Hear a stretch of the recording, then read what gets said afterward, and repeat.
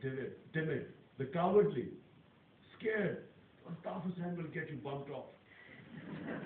or this Zardari. So many people have said. Rabia keeps telling me that I should get a bulletproof vest. Now that I've taken on both the criminals, Zardari and Altaf at the same time. So the scared, people who are scared. And remember, these people rely on you being scared. The more scared you are, the more easily they can rule you. They can feed you all sorts of nonsense. They can blatantly lie in front of you. They can break who is now the head of state, 3 written agreements he has reneged on. And still he sort of has this McLean's toothpaste smile.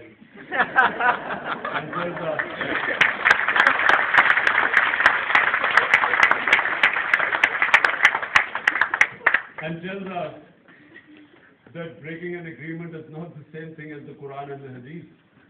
It's so shameless.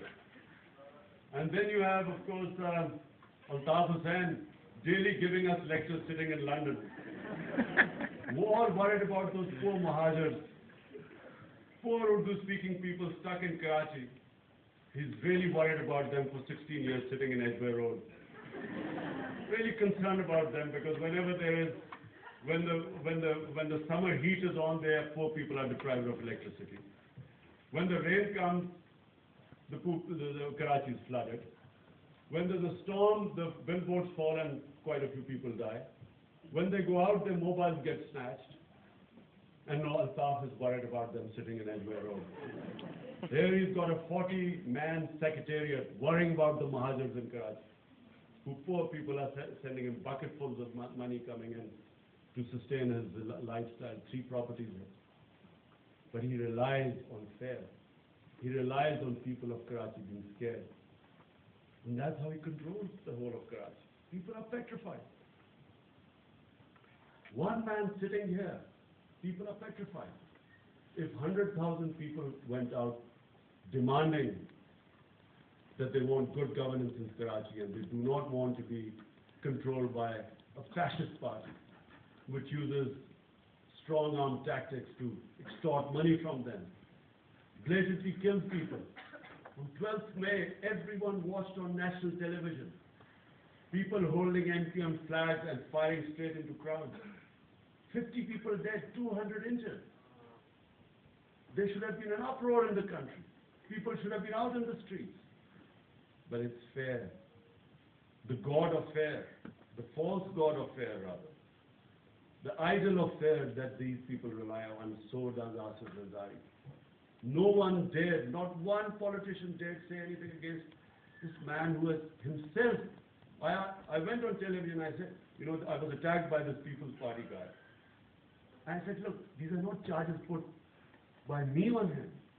3 governments, your own Farooq Lagari, People's Party president, has put this charge on you. Nawaz Sharif, who's your coalition partner, he's put this charge on you. And Musharraf, the enlightened moderate, he's put this charge on you. It's not me. 3 governments. In Switzerland, he's been convicted. And they are saying, no, this guy, you're just jealous of him.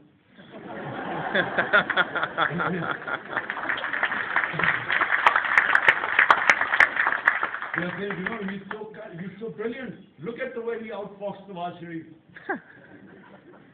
Well, it was Nawaz Sharif. Well, anyway, at the moment, I'm not going to say anything against him because, for a start, he's the only one left. Everyone else I've criticized, and secondly, he's still standing for an independent justice system. So until he's there, I'm not going to say anything against Nawaz Sharif, although he really has been outfoxed by Zardari. And by the way, I mean, how can he be outfoxed by Zardari? But just briefly on this war on terror, I'll just say up to 5 minutes. Look, terrorism is an idea. It's not an army. You can only win a war against terrorism if you win the hearts and minds of people from with whom the terrorists are operating for. This is, throughout history, this has been the case, that if The people from whom the terrorists are operating from, if they consider them terrorists, you're winning the war. If they consider them freedom fighters, you cannot win the war, because there will be no end to it. It will go on and on. Otherwise, Israel, with its firepower, should have now been able to win the war